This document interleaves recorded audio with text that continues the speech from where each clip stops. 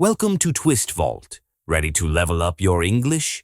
Here we learn through stories, slow, clear, and fun. So sit back, relax, and enjoy the journey. Chapter 1. The Introduction. On May 13, 2025, President Trump set out on a very important journey. He arrived in Saudi Arabia, marking his first major diplomatic visit during his second term as president. A diplomatic trip means traveling to other countries to talk about serious and important matters between governments. President Trump's official plane, Air Force One, landed at King Khalid International Airport, a large airport located in Riyadh, the capital city of Saudi Arabia.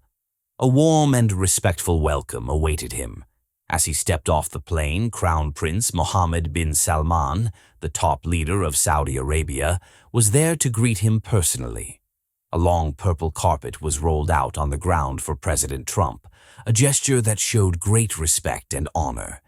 The weather was hot, but the welcome was both grand and friendly. President Trump and the Crown Prince share a strong personal bond. Their close relationship began during Trump's first term, when he also chose Saudi Arabia for his first official international visit. That visit was a great honor for Riyadh, and this new trip continues that connection. Shortly after landing, the two leaders held a brief first meeting. It took place inside a specially prepared room at the airport. The room's walls were decorated with large portraits of the Saudi king and other royal family members. Chapter 2. A Purposeful Visit. President Trump is visiting this part of the Middle East for several important reasons. One of the main goals is to bring new business and investment to the United States. He wants leaders and companies in the region to invest their money in America. This could help grow the U.S. economy and create more jobs for American workers. The entire trip will last 4 days, and his stay in Saudi Arabia marks the first stop on this significant journey. Several key American government officials are traveling with President Trump. Among them is Marco Rubio, the Secretary of State, the top U.S. official in charge of foreign relations. Also on the trip is Peter Hegseth, the Secretary of Defense, who is responsible for matters related to the country's defense and security. In addition to government leaders, some of America's top business and technology executives are also part of the delegation. They are looking forward to discussing potential new partnerships and deals with leaders in the region. Later that evening, a special and grand dinner will be held in Riyadh. This event is called a state dinner, a formal celebration that honors the strong friendship between the two countries. The visit began with pomp and ceremony, a clear sign of how important this occasion is. Chapter 3. A Changing Middle East. The Middle East has changed a lot in recent years. It's a different region now compared to the past. This trip is not the same as President Trump's first visit years ago. Many things have evolved. Chapter 4. A New Middle East. Back in 2017, President Trump made his first visit to the region 8 years ago. At that time, he met with many Arab and Islamic leaders, and the main topic of discussion was Iran. The focus then was on how to stand strong against Iran's actions. It was a time filled with tensions and disagreements. But today, things have changed. The Middle East has shifted its focus, and countries are trying new approaches. Old problems are now being viewed in a different light, and there is more hope for cooperation and unity. One of the biggest changes is how the Gulf countries are now engaging with Iran. 8 years ago, these countries had major disputes with Iran. There was a lot of distrust and tension, making it a very difficult and uncertain period for the region. But now the situation has greatly improved. The Gulf nations have started to reopen communication with Iran. Leaders and other important figures are holding regular discussions, exchanging ideas and viewpoints. This open dialogue is helping to bring stability and calm to the region. These Gulf countries are also becoming more involved in regional peace efforts. One of the most significant developments is their support for direct talks between the US and Iran. These talks focus on Iran's nuclear program, which has been a serious concern for many years. The Gulf countries believe it's a good thing for America and Iran to communicate openly in order to find peaceful solutions. They hope this will help prevent future conflicts and make the region more secure. They see this time of reduced tension as a chance to build a better future, a future where the Middle East is more peaceful and where nations collaborate instead of clash. At the same time, the Gulf nations want to show the United States that they are trustworthy friends and strong partners. In a world that's constantly changing, they see a unique opportunity to play a larger role on the global stage. They believe they can help the U.S. face complex international challenges. President Trump also wants other countries to share the responsibility. He is asking America's partners, like those in the Gulf, to help manage regional issues. This makes sense, especially since the U.S. is dealing with many different challenges at once and cannot handle every crisis alone. The Gulf states are ready to step up. They are eager to do more and to strengthen their role in creating a more stable and cooperative Middle East. Chapter 5. A new image on the global stage. Countries in the Gulf region want to change how they are seen around the world. They aim to be known as influential nations that help make important decisions and promote peace globally. This visit by President Trump highlights the big changes happening in the Middle East, as well as the new roles these countries are taking on in world affairs. Chapter 6. Money and Talks. A major reason for President Trump's visit to the Middle East is business and investment. He wants to bring new money and opportunities to the United States. This is one of his top goals, to make deals that will strengthen the U.S. economy and create more jobs for Americans. By making these agreements, the president hopes to show that he's working to make America stronger, especially in terms of its economic growth. The trip is also a chance to attract foreign investment into American companies and major projects. This supports his America First approach. At the same time, the Gulf countries have their own economic goals. For many years, their economies relied heavily on oil, but now they understand the importance of diversifying, which means finding new sources of income besides oil. This shift is part of a long-term strategy to make their economies more stable and sustainable in the future. One of the most exciting areas for this growth is technology. Gulf nations are especially interested in modern technologies like artificial intelligence, AI. They are investing in American tech companies and high-tech industries, including electronics. By investing in the U.S., they hope to earn strong returns, in other words, to make money from their investments. But it's not just about profits. These investments also give them access to new technologies, skills, and ideas, which they can use to help develop their own countries. So, these deals are a win-win, good for America and beneficial for the Gulf nations as well. During this trip, some of the top American business leaders, especially from major tech companies, have joined the president. They are holding high-level meetings with leaders from the Gulf region. They're discussing new business deals, partnerships, and investment opportunities. The amounts of money involved are very large. Some reports suggest that these deals could be worth around $1 billion or more. Chapter 7. Big Money, Real Impact. Some of the business deals being discussed during this visit could be worth as much as $1 trillion, an enormous amount. But these talks aren't just about big numbers. They could have a real impact on everyday people in America. When Gulf countries invest in the U.S., it can help create new jobs. More jobs mean more people have stable work, and that can lead to stronger communities and a healthier economy. These investments can also help American companies grow, giving them more opportunities to expand and innovate. President Trump is hoping these business deals will boost the economy and, ultimately, improve the lives of many Americans.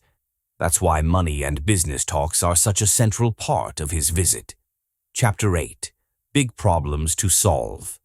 Alongside business, the leaders are also facing some very serious issues during this important visit. These are not small challenges. They are major problems that affect millions of people living in the Middle East.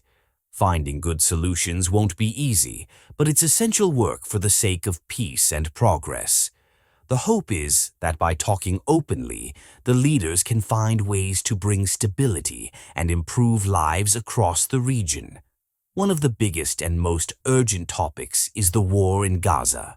This conflict has been ongoing for some time, and sadly, it still hasn't ended. The people in Gaza are suffering deeply. Many live in constant fear, without safety or basic necessities. The Gulf leaders are expected to speak directly with President Trump about this. They will urge him to use his influence to help end the violence and bring peace as soon as possible. Another critical issue is the humanitarian crisis in Gaza. That means ordinary people there don't have enough food, clean water, or medical care. Many are starving, and the situation is growing more desperate by the day. The leaders know that help must arrive quickly. President Trump has some new ideas for how to get aid to the people who need it most, and Arab leaders will encourage him to act fast and ensure this support is delivered without delay. Another major topic is Iran's nuclear program. It's a major concern not just for the United States, but for many nations in the region. President Trump has made it clear he wants to prevent Iran from developing nuclear weapons. That is one of his top priorities. Chapter 9. Shared Responsibility for Regional Security. One of the top priorities during this visit is regional security. The Gulf countries have changed the way they engage with Iran. They are now supporting direct conversations between the United States and Iran about Iran's nuclear program. Everyone hopes these important talks can lead to a peaceful resolution, making the Middle East safer for all people. There's also significant news coming from Syria, which will be part of the leaders' discussions. Syria now has a new leader, Ahmed al-Shara. Reports say he may join a meeting with the Gulf leaders during this visit. Ahmed al-Shara is expected to ask the U.S. to lift some economic sanctions. Sanctions are rules or restrictions that can hurt a country's economy and make it difficult for people to live better lives. He believes that removing these sanctions would help the Syrian people who are currently facing many hardships. The leaders from the Gulf will carefully listen to his request and consider what steps might help improve the situation. The Gulf nations have already agreed to do more to support America in dealing with difficult issues in the region. President Trump is looking for stronger cooperation from America's international partners. He believes Gulf countries are ready to take more responsibility and help manage regional challenges. This idea is often called burden sharing, which means sharing the work that comes with maintaining peace and solving major problems. The U.S. can't handle every crisis alone, especially with so many global concerns, so this teamwork is essential. As a result, Gulf countries will play a larger role in finding solutions. They'll be closely coordinating with the United States, showing that they are trusted allies and key players in building a more stable and peaceful Middle East. This kind of cooperation is a central part of the ongoing discussions during the visit. Chapter 10. Trusted Friends in the Gulf. President Trump has shown a great deal of trust in the leaders of the Gulf region. He believes they are capable partners who can help handle some of the region's most difficult challenges. With so many global responsibilities, the United States simply cannot manage every crisis on its own. That's why President Trump is asking the Gulf nations to step up and take on greater roles in managing regional affairs. Again, this is called burden sharing, where the responsibility is shared among allies.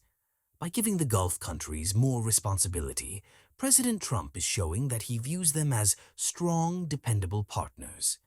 A good example of this is their support for talks between the U.S. and Iran over Iran's nuclear plans. This kind of support is a major boost for American diplomatic goals. At the same time, the Gulf nations are also eager to build stronger friendships with the United States. This relationship is very important to them, not only for political and security reasons, but also to improve their image on the international stage. They want to be seen as modern, forward-thinking nations that can help solve problems and support global peace. Chapter 10. A New Image and Stronger Friendships.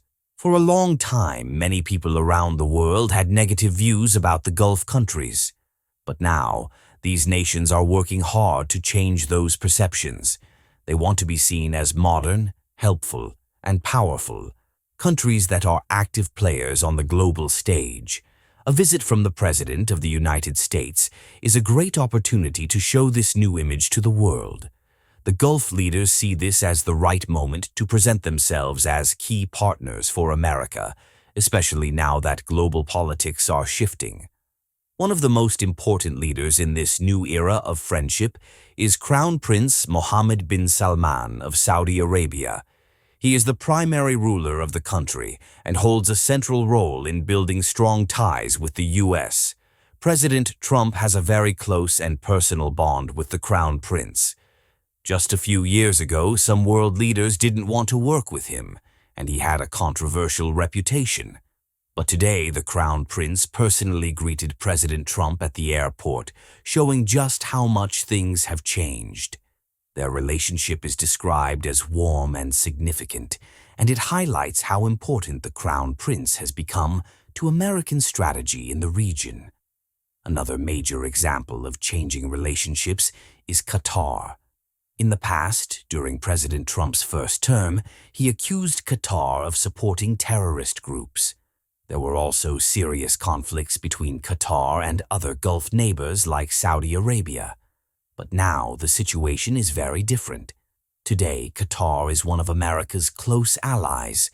It is hosting President Trump during this important trip and even presented him with an extravagant gift, a custom luxury airplane like a flying palace worth an estimated $400 million. This kind of gesture shows how much the relationship has improved. Qatar is now seen as a valued friend and reliable partner. These renewed and strengthened friendships benefit both sides. The United States gets support managing complex issues in the Middle East, and for President Trump, who places a high value on deal-making and economic security, these partnerships are an important part of his strategy. At the same time, the Gulf countries improve their global image and increase their influence on the world stage. They see this cooperation as a smart move to become more respected, powerful, and influential internationally. When leaders trust and work closely with one another, they can accomplish much more. This visit is helping to build that trust, and it's laying the foundation for even stronger partnerships in the future. It shows a new way of working together, based on mutual respect and shared goals. Chapter 6. No Stop in Israel. President Trump is on an important trip to the Middle East, visiting countries like Saudi Arabia and Qatar.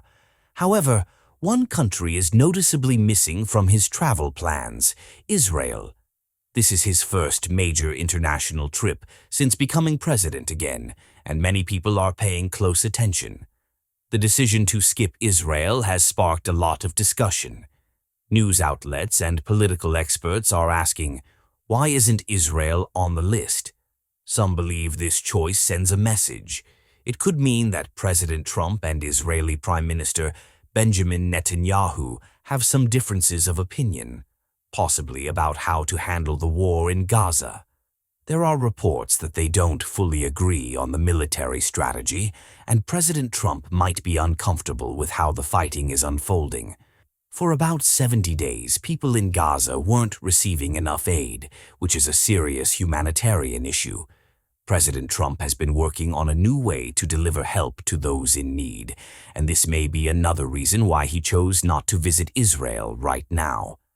Naturally, Prime Minister Netanyahu might be disappointed by this decision. A visit from the U.S. president would have shown strong support, which could help him politically. Still, it's important to understand that even though Trump isn't visiting Israel this time, the U.S.-Israel relationship remains strong. President Trump has spoken positively about Israel and has even called Netanyahu a close personal friend. Not long ago, Netanyahu visited President Trump in the U.S., which shows that the connection between the two leaders is still solid. The main reason Israel isn't on this trip is likely because President Trump is focusing heavily on business and economic partnerships. He wants to boost the U.S. economy, and right now the Gulf countries offer big opportunities for investment and cooperation on security. Some people are also bringing up the idea of peace between Saudi Arabia and Israel. In the past, President Trump worked on this with the Abraham Accords, which aimed to help Arab countries form better relationships with Israel. But during this trip, that peace process isn't a top priority. There hasn't been much public talk about Saudi Arabia and Israel making peace right now. Previously, the U.S. had a policy. If Saudi Arabia wanted help developing a nuclear program, it would have to make peace with Israel first. But now, some reports suggest that Trump's team might be reconsidering that condition. If that's true, Saudi Arabia could get nuclear support from the U.S. without needing to establish peace with Israel first. This shows that while peace in the region is still important, the focus of this visit is more on economics and security partnerships, especially with Gulf countries. Chapter 7. What America Wants. President Trump is heading into this Middle East visit with some very clear goals. These are top priorities for the U.S., and the White House has made it clear that this trip is an important step toward achieving them. The president hopes that his meetings with Middle Eastern leaders will bring real progress on some major issues. His agenda is bold and ambitious. One of his biggest concerns is Iran. President Trump wants to make sure that Iran cannot build nuclear weapons. This is a serious security issue for the United States. He wants Iran's nuclear program to be dismantled, meaning it should be taken apart so there's no chance of developing dangerous weapons. Interestingly, Gulf countries, which were once very critical of Iran, are now supporting direct talks between the U.S. and Iran. This is a major shift from the past, and it gives hope that diplomacy might succeed. President Trump believes these discussions could lead to a peaceful resolution and a safer region. Another urgent goal is to help end the war in Gaza. The situation there is heartbreaking. Many people are suffering with limited access to food, clean water, and medical supplies. President Trump wants the fighting to stop and humanitarian aid to reach those in need as quickly as possible. Leaders from the Gulf nations also want the war to end. They plan to speak with President Trump about finding a peaceful solution. Some believe Trump may work with these Arab countries to apply pressure on both Hamas and Israel to end the conflict. The overall goal is clear: bring peace to Gaza and relief to its people. A third major goal for President Trump is about oil prices. He wants to see the cost of oil go down. When oil is expensive, American families pay more for gas and home heating. That puts a strain on household budgets. Lower oil prices would help ease those financial pressures. President Trump believes that if oil-producing countries increase their output, prices will drop. That would help Americans save money and also bring more stability to global markets. In fact, the president thinks that cheaper oil could even help reduce conflict in some parts of the world. He sees economic stability and energy affordability as part of the broader strategy for peace. Chapter 8. The Road Ahead. President Trump's visit to the Middle East gives us a clear picture of what America hopes to achieve and how the region is changing. One issue still affecting global stability is the war in Ukraine.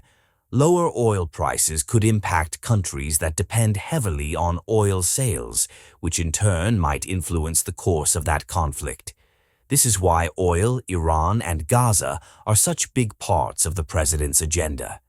These three main goals, stopping Iran's nuclear program, ending the war in Gaza, and bringing down oil prices, clearly show what the U.S. wants from this trip.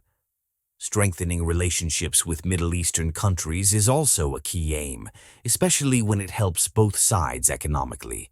But above all, these goals reflect what President Trump believes is most important for America's future and global stability right now. Looking ahead, this trip has also revealed how much the Middle East has changed over the past 8 years. Tensions between Gulf countries and Iran used to be very high, but now there are more conversations and efforts to reduce conflict. Gulf nations want to be seen as serious partners for America, and this visit made that very clear. Business and investment were central themes of the trip. President Trump is aiming to attract major investments to the U.S., possibly as much as $1 trillion. This money could help create jobs, boost industries, and build a stronger economic future for America. As time goes on, we can expect the U.S. to work with Middle Eastern countries in new ways. The president's strategy includes sharing responsibility, asking partners in the region to take on more leadership when it comes to solving local problems. The idea is that America cannot solve everything alone, and working together will lead to better outcomes.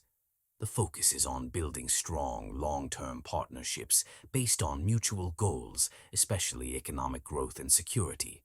The Gulf countries seem ready to take on a larger role and prove they are reliable allies. What comes next? There is now real hope for a more peaceful future in the Middle East. Leaders want to build on the positive conversations from this visit and work toward greater stability for everyone. Still, the war in Gaza remains a major concern. The humanitarian crisis is severe, and people urgently need food, medicine, and aid. Arab leaders are asking President Trump to help stop the fighting and ensure that help reaches the people who need it most. In addition, Syria's new leader attended an important meeting during the trip, seeking support for his struggling country.